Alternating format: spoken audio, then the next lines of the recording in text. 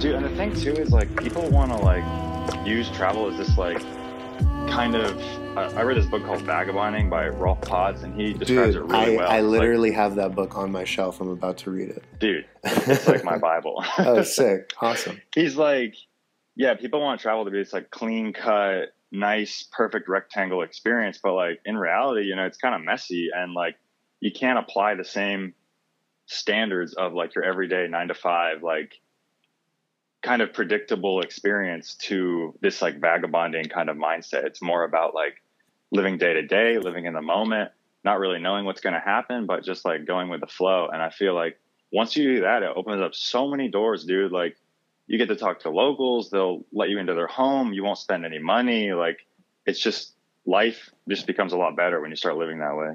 Yeah, 100%. I mean, you have to say it with like the caveat that it's not necessarily for everybody. But what's more kind of that I'm disappointed with is that just so many people don't know that it's even a possibility. They don't know what that life is like, and they just think that they could never do it. Like you said, they get shut out before they ever explore or before they ever look into like what it could be. Yeah, dude, the sad part is like, you know, I'm a content creator and, you know, you are too. And it seems like, dude, Instagram is like a great tool, but also it's kind of ruining travel and people's expectations, because you're like, oh, well, I'm going to go to, you know, like you've been living in Bali. Oh, I'm going to have this like Instagram experience and I'm going to meet models and I'm going to like sip cocktails as the sun sets. And it's like, man, that's just, it's great to do that sometimes, but that's what keeps people at home, dude. Because they're like, oh, I can't afford that or blah, blah, blah. And they give themselves all these reasons they can't do it. But I mean, just, yeah, like you said, just humble your expectations and it's more realistic. You'll probably end up doing it, you know? Yeah, absolutely. I mean, sometimes you got to just, like you said, you just got to go. Well, anyway, welcome to episode 13 of the How to Kick It podcast. I'm here with my guest, Conner McBee. Conner, thanks for joining us today, man. Thanks for having me, brother. Yeah. Lucky number 13. Lucky number 13. Nice round number. You're currently on the East Coast right now, yeah? Yeah, I was in Colombia for about 4 months, and then I just came home to kind of take care of some life stuff, see the family, you know. Yeah, of course. You got to do that from time to time. So everybody listening, Conner is a U.S. citizen. He's lived in several different countries for various amount of times. Japan and Colombia are probably the most dominant countries in your kind of repertoire, and we're probably going to dive into those a little more during the podcast. I found Conner on TikTok actually as I was scrolling through. I think I searched the hashtag solo traveler to see what came up, and you were one of the first. And I saw a video of you talking about Colombia. I think you were on the side of the road eating like some food in a banana leaf, stuck in traffic on a motorcycle, and I was like, oh man, this is my guy. Like this guy totally gets it. As somebody who spent a lot of time traveling on motorcycle in Vietnam, Indonesia, Thailand, and different parts of Europe, I was like, okay, on some level, you and I are gonna connect, you know. So yeah, dude, super stoked to have you on. I saw that video, man. Yeah, it's I've been using TikTok more to like find guests, and it's been a super great tool for just ingesting snippets of information, really, really like fast paced. And then you can go find the Instagram and the YouTube channel and all that other stuff. Yeah, man. So welcome. Anything else you want to lay on everybody just to give a little bit of background, you know, who you are, what you're about? Yeah, so this is kind of maybe a weird introduction, but when I was 18, I was in a like semi-professional marching band. We toured across the United States. And that kind of was my first kind of like vagabonding experience, like sleeping on the floor, you know, drinking nasty water, getting sunburned every day. But it just showed me that like, yeah, if you lower your expectations, like you can just go anywhere you want to, man. Right. You know? So that experience kind of set the stage for you on what traveling could be, or that was even your first step in that direction. Yeah, it was just really because I mean, like, you know, in high school, I like went to London on a field trip, but it was like all these moms like kind of micromanaging everything we did. And like, dude, we went to Stonehenge and we were there for like 30 minutes. Oh, wow. I was so mad, dude. So, you know, I feel like that's kind of the way a lot of folks travel is that it's more of that style. And then I was introduced to kind of like a vagabonding, honestly, not to sugarcoat it, almost like being homeless for a while. And just kind of living that kind of life. And yeah, it just opened a lot of doors, man. I know that sounds a little weird, but it's true. I think it totally sounds weird to probably most people listening to this, but I identify with it a lot. I spent a lot of time in Europe budget traveling, and I can't tell you how many times I went and just bought some fresh produce from the grocery store and went and sat on a bench in a beautiful European park and just ate my lunch. And I was sitting there thinking to myself, I was like, if I did this in America, people would probably just think I'm homeless. And since I wasn't like, I didn't have a residence in Europe, and it was just renting a room or in a hostel, like technically I kind of was homeless. So I think there are a lot of similarities. Obviously, we're not trying to say it's the same, but Dude, that's so funny you said that because I'm sorry to interrupt. No, go ahead. I love like when I'm in like kind of bohemian towns, I love playing the game homeless or backpacker. Homeless and backpacker. Like guessing what people are. Yeah. Yeah. I mean, sometimes it's hard to tell. And I mean, there are some very clean cut, well dressed homeless people, and there are some also really raggedy backpackers. So sometimes it is hard to tell. Yeah, dude. One of the main reasons, two of the main reasons is that I wanted to reach out to you, like I talked about earlier, was your experience in Colombia and Japan. Colombia, I think you said you spent about 4 months there. That's right. Yeah, what were you doing there? What brought you there? You know, what kept you there? Dude, that's a great question. So I was going through a bit of like a quarter life crisis. I was like, oh man, I need to get my life together. I need to get a full-time job, yada, yada, yada. So I spent February 2021 applying to all these jobs. And after I applied to one, I just left. I was like, I'm going to take a sabbatical and then we'll see what happens. I'll get the job or I won't, you know? Mm-hmm. But meanwhile, while I wait, I just want to be somewhere tropical. So I went to Colombia, hung out for about 3 weeks on the coast. And then I actually met a girl in Cartagena. And I was like, you know what? I think I'm just going to like stay for like 3 days. So I extended my return flight for like 3 days. And, sorry, this is kind of a very interesting story, and it's got a lot of parts. So I got to sure, man. I mean, we got all the time. We got all the time. This is long format, so take your time. Spare no detail. Cool. So I met this girl in Cartagena. I extended my return ticket for like 3 days, and then we were just kind of hitting it off, dude. And I was like, you know what? I don't really want to go home right now, so I extended the return flight for like another week. And then this time the job had actually let me know, like, hey, you got the job. We're going to need you to start on this day. And I was like, all right, cool. And I actually reached out to them and I was like, hey, can I start a little later? Like something happened, some stuff's going down. I can't, you know, whatever. I just gave them some excuse.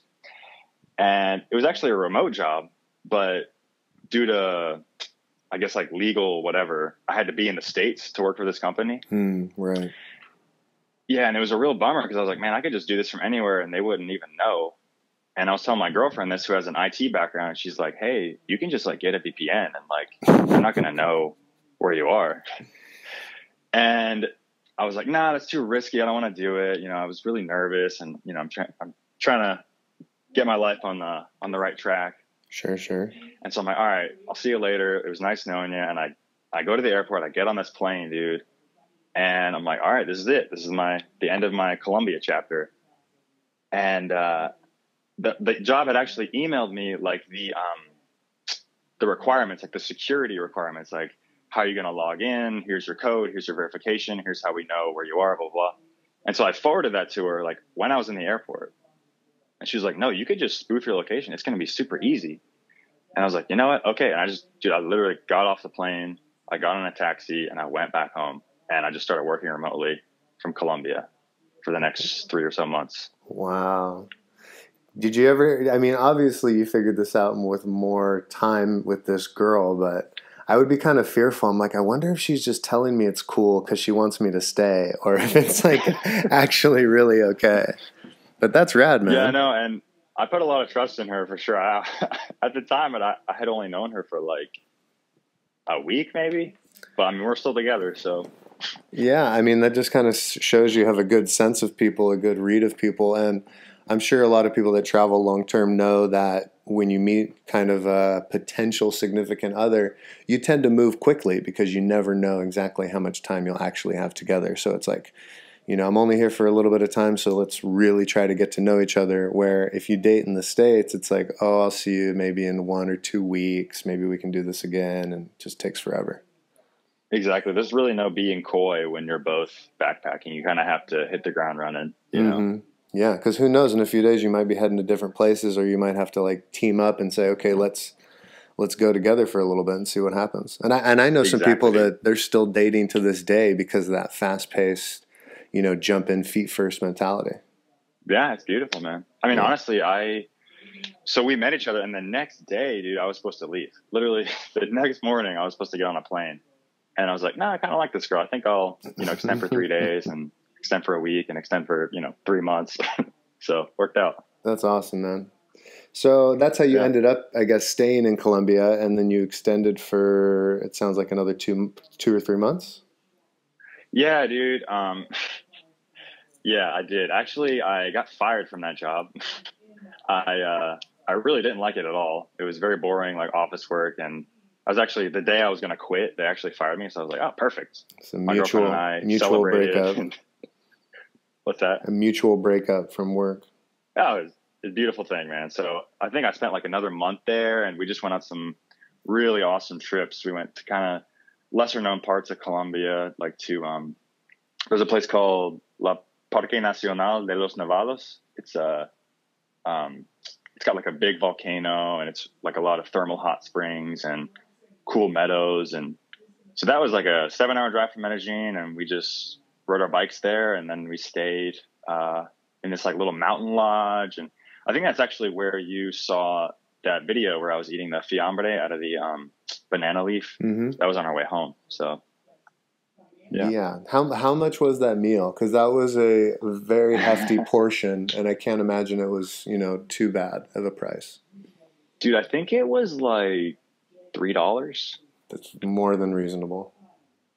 Yeah, it was a fat meal. I had a potato, a big portion of meat, big chicken breast, rice. Yeah, it was, I mean, to-go food, $3 on the side of the road. I'll take it. Yeah, exactly. Man. Like they brought it to you. You didn't have to go anywhere. That's great. Exactly. Have you spent much time traveling via motorcycle, or was that kind of a new experience for you in Colombia? Nah, dude, my girl actually convinced me to get one when we were down there. And I am really glad she did, man, because honestly, getting around to Colombia is not a very like smooth experience. If you don't have a motorcycle, like the buses are late or crowded, they're hot. People just kind of drive like crazy. And it's just, honestly, I don't really like being in the backseat of a car, hugging those mountain roads. I'd rather just be in control, be on a motorcycle. But no, dude, that was my first time. I mean, I had rode a bike as a kid, but this was the first time like on roads and whatnot. Yeah. And actually, dude, in Colombia, you don't even need a license, dude. You can just buy a bike and just go. Oh, wow. So I didn't have any training or. I'm sure maybe you're supposed to do some sort of licensing, as in most countries you're supposed to do stuff, but they're pretty lax about a lot of stuff, especially as it pertains to tourists. Different parts of Thailand, they're a little more strict. Certain parts of Indonesia that you know, if you even see a police officer, which is sometimes rare. But that's great, man. I love traveling via motorcycle. I really think it opens up your experience, because every minute of that journey you're really in the country and you're taking in the landscape, where when you're in a car, whether you're driving or in the back seat, you can totally just like check out, take a nap, get on your phone, read a book, which is cool. And you know, we all going to take cars in the future, but when you're doing that motorcycle trip, oh man, I just not to beat a dead horse, but like I just really feel alive, and I really feel like I'm engaging with my trip. No, I mean, there's a reason why, you know, people fall asleep driving sometimes. You're sitting there, you have the heat on, you're listening to your podcast. Yeah. But on a motorcycle, you are alert. You got to really earn it. If you're listening to this podcast right now, you better not be falling asleep. I'll tell you that right now. Yeah, man, I don't think I've ever heard of a motorcycle accident where somebody fell asleep behind the handlebars of their bike, but I'm sure it's happened. For real. Yeah. Unheard of. Yeah. So Colombia for a couple months, you ended up, I'm assuming, strengthening your command of the Spanish language. I also saw a snippet about you commenting on the safety of Medellin. I had a few friends who've been in the city. They talk about how safe it is, and then I kind of saw your take on it, which was, I thought, a little more honest, and I kind of wanted you to expand on that a little bit for everybody listening. Okay. Good question. I feel like this is another reason why people don't want to travel to countries like these, right? Because they're afraid, of the cartels and whatnot. But what I will say, man, is like the cartels are really a non-issue in Colombia. I mean, that was almost 30 years ago, Pablo Escobar days. They really turned their act around in that respect. But what I will say is there's a lot of petty crime, like kind of grab and go. Like I lived in this neighborhood called Laureles, kind of like a wealthier part of Medellin. And you got to be careful in those neighborhoods, man, because the thieves know that there's money there. So what they'll do, man, is they'll just like pull up on a motorcycle next to like some rich looking American and just snatch your phone out of your hand and just like speed off. Yeah. And I feel like that's been happening quite frequently. Actually, dude, just right outside of my hotel, there was a shooting, man. Right. I heard like 12 shots. The cops came, and dude, I don't want to get like too graphic, but the cops don't do a lot in Colombia. Like they're really not super useful like they are, some could argue, in the States. They're just not really effective over there. So like people know that. So there's kind of like street justice. So like, dude, the 12 shots we heard was from just a guy with a gun on the street that just saw this girl get robbed, and he just started shooting at this guy, man. Yeah. And they actually ended up beating the guy to death in the street. And I know that's pretty graphic, but I mean, that's literally what happened. I would rather it didn't happen, but that's the reality. But not to say Medellin is like some war zone, but like, occasionally there are, nasty things that happen. So you just gotta be on your toes. Don't walk with your phone out. Don't walk alone at night. So. Right. Just common sense practices. In a lot of developing countries or countries that have developed not so long ago, local justice and neighborhood justice is a real thing. And you go to one neighborhood and they bonk you on the head a little bit, give you a hard time, and try to give you like a pathway to make things better in the community. You go to another neighborhood, they kill you. It just depends on what the local dynamic is and what the temperament is. And I've heard stories of people getting beaten to death for committing crimes, and I'm not one to pass judgment. I don't think that's ever necessarily the best move, but that's how the community helps mitigate crime. And sometimes you just have to take it into account and know where you're at. But like you said, if you're doing the tourist things and experience stuff and minding your P's and Q's, I mean, there's just like a huge world to explore. And stories like this should, I think, kind of inspire people and make them realize that community is really important in a lot of these places. And a lot of times they adopt Western traveler into the community because they're like, oh, obviously this guy's not from here. This tall white guy walking around Colombia right now, he's probably all right. No, dude, that's what they told me. I went to this neighborhood called Comuna 13. It's like formerly the most dangerous neighborhood in Colombia and probably the world at one point. And I was talking with these locals. I mean, it's fine now. It's totally cool. But I was talking with these locals, and they're like, yeah, we take care of gringos better than we take care of our own. I was like, oh, that's really sweet. Yeah, I mean, it's nice. As a gringo, it's like, oh, that's nice to hear. I'm glad somebody's got my back out here, Yeah, exactly. Yeah. Some linear kind of connections I can make from some of the stories you told is kind of my experience in Vietnam of local justice. And I'm obviously not Vietnamese, and there are times where I would have motorcycle trouble and people just help me out. They wouldn't ask for anything. They would just kind of tell me to be careful and have fun and just Yeah, it was nice. I don't know what it's like for Vietnamese people in Vietnam, if there's that same sort of camaraderie to help one another out. I think there is. I don't want to say that it doesn't exist in America, but every once in a while I kind of feel like it doesn't. Like anytime I see a guy that's broken down on the freeway in Los Angeles and he's just standing on the side of the road and just thousands of cars are flying by past him and nobody pulls over to stop, like it just kind of makes me think, what our society is.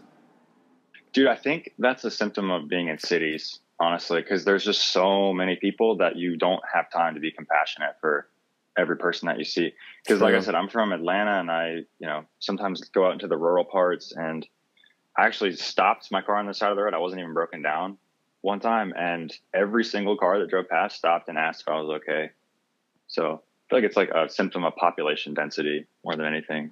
100%. I think that's a really good point to make, because, you have so many people. You can't stop for everybody. You'll never get to where you need to go. Yeah. Yeah. So after 4 months in Colombia, what was your biggest takeaway from that experience for you? Well, that's a good question, man. I think I was definitely humbled a few times there. Like, it was kind of my brand, so to speak, to kind of like be really trusting of people and just kind of like go wherever and not really have any concern for my own personal safety. And I experienced a few things where I was like, all right, I need to be a little more responsible and like have a little more wits about me and like really know what's going on. And like I said, it's not to say Colombia is a war zone. It's just like this, my own personal outlook had to be changed because I was actually robbed in Cartagena as well. I was being dumb. I had my phone in my waistband. I was kind of ignorant of what was going on. And this guy just pulled a knife on me and like ran away. But the story doesn't end there, because I started chasing after him. And I was like, telefono, telefono, like he has my phone. And then so everyone in the community started yelling, hey, this guy has his phone, telefono, telefono. Homeboy gets on a bus. And I'm like, all right, he's gone. I got screwed.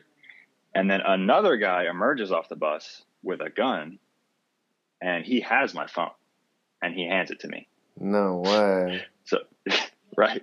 So what I figured was, homie with a knife got on the bus. Everyone was like, hey, this guy stole his phone, whatever. Homeboy pulled a gun on him, and then he snatched the phone, gave it back to me.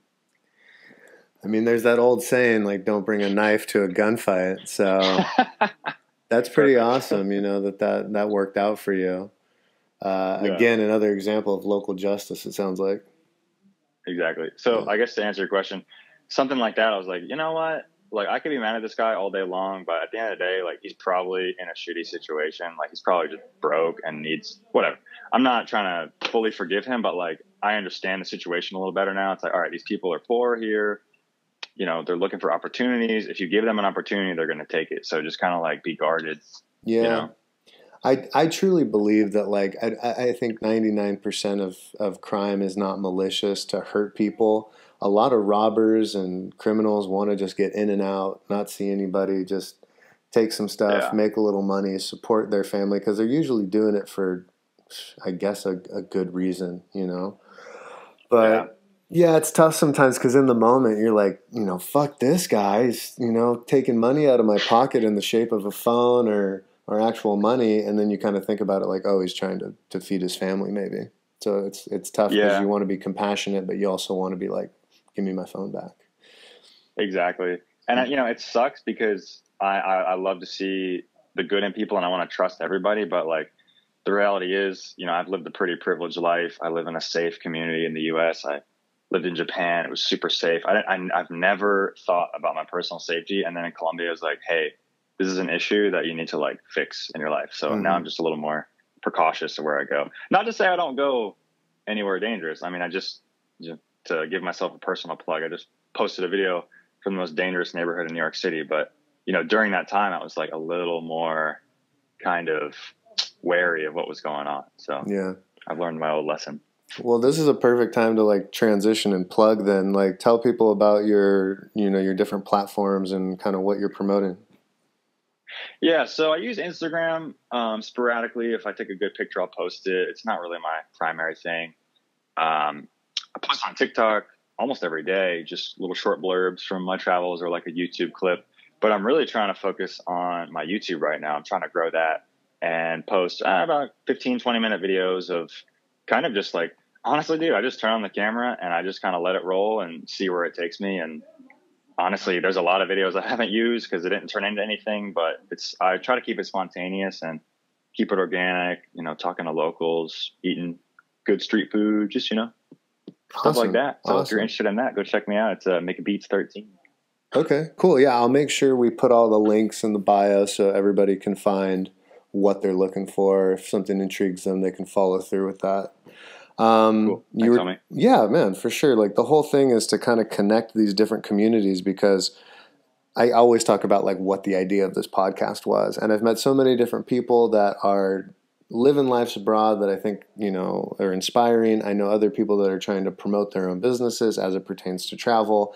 And even you and I, when we had our first little phone call, we're kind of laughing about those guys that are like, these are the top 5 credit cards, or these are the best hotels in this country. And it's like, okay, you have to stay here. Yeah. And it's like, there's totally room for that in the travel world. There's always going to be stuff like that going on. I just felt like there was a lack of realism on what this can be for the day-to-day person, and that's why we're doing what we're doing. But back to you. I definitely want to touch on your experience in Japan, because you were there for quite some time, and it's a place I've personally never been. That really intrigues me. Dude, you gotta go. Yeah, I'm hoping to knock it off the list in 2022, since I'll be a lot closer living in Indonesia full time. So tell me about Japan. So I was there for about a year. I was teaching English with a company called Nova. It's like the biggest. It's kind of like the McDonald's of English schools. Mm-hmm. And just kind of like the way I do everything, I just didn't know what the hell I was doing when I got on the plane. I didn't know any Japanese. I had one friend over there by chance. I really had no idea what I was doing, dude. And I just kind of dove into the abyss and just kind of figured it out each day. It's kind of tough in Japan becoming a resident. There's a lot of paperwork, and there's a high cost of entry. And I remember it was probably my first day there, like my first full day. And I remember just sitting there, and I just signed this year-long contract, and I was like, dude, I live in Japan. And it was like this very scary, but also very liberating feeling. Where were you at in like your travel experience? Was this something new for you, or had you done some traveling at that point? Let's see. Well, I did drum corps. That was the marching band I was telling you about. But that's really not. I mean, I went to London for like a week when I was 16. I had studied abroad in Europe. I was there for 6 weeks. Okay. But that was kind of the more kind of run of the mill, like 10 places to go, stuff like that. But Japan, I was kind of free. I was just living there and working, just like a regular ass life, just in a different place. What city were you in? Oh, I was in Osaka. Oh, you're in Osaka. The second biggest city. Yeah, I've heard really good things about Osaka. All my travel people that have been to Japan, they're like, yeah, Tokyo, go check it out, but like make sure to get over to Osaka. Bro, Osaka is amazing. It's gritty. The people are friendly. They're hilarious. The food is amazing. Definitely check out Osaka. Yeah. It's less touristic than Tokyo? Well, I'd say it's less pretty than Tokyo. So I think for that reason, a lot of people don't go. Yeah. It's like for Japan standard, it's the dirtiest place in the whole country. Oh, wow. But honestly, I like that, dude. It's kind of like cyberpunk, kind of like futuristic, kind of. It's just got a really unique vibe, man. Definitely recommend it. Yeah, definitely on the list. So what were you doing? What was your teaching English experience like, and your social life like, and all those things? So I like to tell people the job was the worst part of it. It was just like, if you ever work for a Japanese company, they're extremely impersonal. They're very much like, they treat you kind of like a cog in a machine. And I'm sure anybody listening that's had experience over there could attest to that. Work honestly sucked. But everything else was amazing, dude. Like, I had great friends. Met a nice little group of expat friends. We'd go on hikes every Tuesday. We called it Tomodachi Tuesday, like Friend Tuesday. Play D&D, drink a lot. Yeah, we did a lot of hiking, dude. Japan has some really nice hikes, and we also drank a lot because nothing closes in the big cities. Like, you can just sit outside of a 7-Eleven and drink yourself silly till 7 a.m. if you want to. Yeah, that's definitely a way to drink in Asia that I really appreciate. Just like being able to sit on the front porch of a mini mart. That's something I appreciate a lot. In an actual chair and a table, where I don't feel like we have that here so much. Oh, you guys have tables outside of the gas stations there? No. I'm saying we don't have it in the U.S. We have, like, in Indonesia and Thailand, Vietnam, they have like little chairs and tables usually outside of a mini mart. Oh, see, that's nice. In Japan, they don't. Well, they had that at one gas station, but we were just sitting on the curb, man. Oh, well, same. I mean, you're still doing the same thing. Yeah, so how but was they won't kick you out for loitering. Oh yeah, they won't. Yeah, they difference. definitely won't. So how was your Japanese these days? Did you learn quite a bit, or did you just kind of get by on bare bones, or get all the way up to fluent? Well, like I said, whenever there, I knew jack shit. I knew how to like say hello and goodbye and stuff, but slowly but surely I figured it out. I mean, I'm not going to say I'm proficient by any means. I mean, I have the level of probably like a Japanese 3-year-old at this point. But I did get a job at a bar. My girlfriend was Japanese at the time, and she had a plug for a bartending gig. So that helped me, get reps in and like meet the locals. But no, I wouldn't say I'm anywhere close to fluent. Well, that's like still a tall order, learning any language. I've never heard anybody say that like Chinese is easy or Japanese is easy. And especially coming from a Germanic language like English, it's like night and day. So the fact that you were even able to get to a level of communication where you can, order food and drink and, 10 bar for people, that's pretty rad. Dude, I think that's like 90% of it, just surviving, paying your bills, eating. Yeah. And so how long ago was that you were in Japan? Dude, I actually, I left about 3 years ago, actually, this month. And I was there for a year, so it's been about 2 years since I've been home, and I miss it every day, man. I miss it so much. I was gonna ask, like, what's the feeling? Is it a place that you want to get back to and spend some more time, or are you see yourself in America, or is the travel life about to start again? Kind of, where's your head at? Dude, I feel like Japan is like a long lost girlfriend that I have to reconnect with. Yeah, I feel very strongly about Japan. You guys ended on good terms. We did, man. I made a mistake by leaving her, but hopefully she takes me back here pretty soon. Yeah, I hope so, man. I hope you guys end up together again. It's like I said, it's a place on my list that I've been around different parts of the region, but never Japan itself. It's a good one, man. Yeah, I mean, what would you say to, we've talked about kind of throwing yourselves into Colombia and then taking this big leap and moving to Japan for this teaching job, for the experience. What would you say to somebody who feels like, oh, wow, Conner, like, you live such a privileged life and you get to do all these cool things. Like, how lucky you are. I mean, what would you say to somebody who said that to you?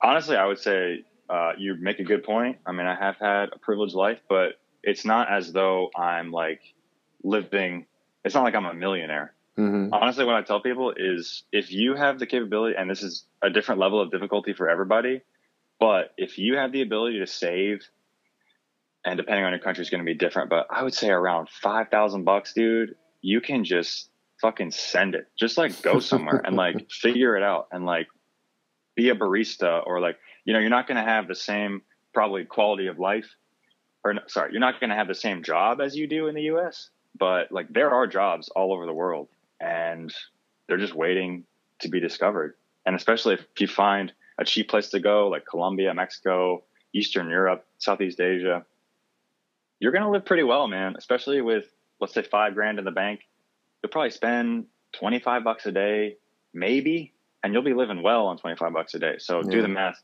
You can survive for a while without working. So add a job on top of that. You can just like coast, man. It's, you know, anybody can do this. It's not like we're some special kind of people, you know? Yeah. We touched on this a little bit earlier. It's kind of the fact that you realize how unspecial you are or how ununique you are. And you come to terms with like, oh, well, then I can have a regular job. I can do the day-to-day grind of working in customer service or in food services in a different country. And now I've gained this wealth of experience that no matter how rich I was in the States, I could have never have bought that type of experience without just throwing myself into it. So I hope that resonates with some people because they always think the cost to entry is money, and it's more like the cost to entry is a willingness to, you know, just go and take a chance. Well, I've heard a great quote, and it's that people are more afraid of the devil that they don't know than they are of the devil that they do know. So I'm sure there's someone listening to this podcast that doesn't like the job they're in, doesn't like that they have to pay a mortgage, doesn't like this, doesn't like that. But then they're not willing to like kind of plunge into the unknown of like, hey, like this is definitely going to be different. If you live in Thailand as opposed to like South Carolina, it's going to be different. Like you're going to, you know, so the opportunity is there. You just kind of have to take the leap, and it's not going to be perfect. You know, there's going to be mistakes, but in the mistakes is the real growth. Yeah. Well said, Conner. I couldn't agree more. We've covered a lot of good topics as it pertains to Colombia and Japan. There's one more topic I wanna kind of touch on. I don't know if you really want to talk about it. I haven't talked to you about it yet. But as I was scrolling through your TikToks, I found that you went to, and I don't mean to out you in one way or another, because I think it was it was more of a travel aspect for you. It was like engulfing yourself in the culture to see what was there. And I saw that you went to a Trump rally. Yeah, dude, I did. And I was watching you just like document this experience. And I was like, man, I've traveled in my life. I really feel like I have. But I have not traveled like that, you know, where I was, I almost felt like you were, I don't know, I kind of felt like you were undercover a little bit. I don't want to make any assumptions about anybody's political views here, but that had to be an experience. And one thing I saw that you said is like, again, regardless of what side you're on, and I don't even want to call it sides, but there was an energy that you talked about that was in the air. And that's something that you can't argue with, right? That there was that energy in the air. Yeah. I'm glad you brought that up. I had forgotten about that myself. Yeah, there was an energy in the air for sure. It was like a music festival, dude. Mm-hmm. People were like losing their mind to see that guy. Wow. And I don't like Trump really at all, but I just kind of wanted to go to see like the cultural phenomenon, like the cult of personality that he's cultivated. And, yeah, it was in that way, it was a lot different than I thought it was going to be. I thought it was going to be like super hateful, just like everybody, which, you know, to be fair, like when he started talking, you know, it was pretty hateful, but like the people there were pretty rad, like really friendly. I actually hitchhiked it was like, they were like turning people away from the venue, and we're like, oh damn, like, I guess we're going to go home, whatever. So we like start walking back. And then there's like this big SUV with only 2 women in it. And they're like, hop in. Like anybody that wants to get in, get in. So we just like opened up the hatch, and there's probably like 12 people in that car, dude, all just piling in. So I feel like that kind of illustrates like the sense of camaraderie there. They're like all about it, you know, which I don't agree with the reasons for being that way, but it was that way. So you can't really argue with it. Yeah. I mean, again, like we're not going to get into the nitty gritty about any of this stuff, but I think you demonstrated a really good openness and a really good mentality as it relates to travel, because a lot of times people say, oh, I want to go to this beautiful country with this beautiful beach, this beautiful hotel, and I just want to like unplug. And then there's other people want to say, I just want to go somewhere to see what's going on. I want to go to the middle of the Middle East. I want to go to Africa. I want to go to Europe. And I'm not necessarily going there to see something pretty. I'm going there to see something real. And when I saw that video that you posted, I was like, regardless of where you stand, this happened. and this was real. And I think that was super fair coming from maybe a more neutral political standpoint, you know? So I thought that was like, this guy totally gets it. That's how I felt when I saw this video. Oh, thank you, bro. Yeah. Honestly, it might sound weird, but that was on my bucket list, dude. I'm like, dude, I don't know if there's ever going to be another guy like Trump to be president. So I just want to see that shit. Oh, let's hope not. Let's hope not. Right. And again, not to pick sides, but just not somebody so divisive. You know what I mean? Let's get somebody who's going to unite and bring us all together. Yeah. But anyway, dude. Anyway, I want to end on that. I think that's great, but I also want to give you the floor. Is there anything else you want to share? Or anything else you want to touch on before I let you go? I have the floor, huh? This is your episode, man. This is your time. It's all yours. Yeah, I mean, I could start riffing on something. I don't know if it's going to go anywhere, but yeah, I feel like travel is kind of a microcosm for life, and that you don't really have to be on the equator or, you know, in the Saharan desert to really understand what travel is. It's really more of a mindset. Like, for example, I came home from Japan after having this great experience, and I started applying these principles to my everyday life, like being open, talking to strangers, asking for local recommendations, asking if this neighborhood is safe, you know, just kind of like getting a real sense of a place, no matter where you are. Like, you could be 2 miles away from your house, you could be 2,000. It doesn't matter. It's all about how you interact with the world. And so, like, if anybody's listening that's kind of feeling stuck at home, or, you know, you feel like you can't afford travel, like, just adopt that mentality. Just like go to the park and just like ask someone, hey, what's up? Like, is there a good restaurant around here? Or, like, where are you from? Or, you know, if they're an immigrant, like, how are you adapting to life in the States? And there's just infinite knowledge out there, man. And you don't have to limit it to, like, you know, traveling across the world. Like, you have that at your fingertips at all times. So just do it. Yeah, you can travel locally and travel in your own backyard. I think that's good advice, man. Yeah. All right, Conner. Well, thank you so much for your time. Thanks for listening, everybody. We'll see you next time.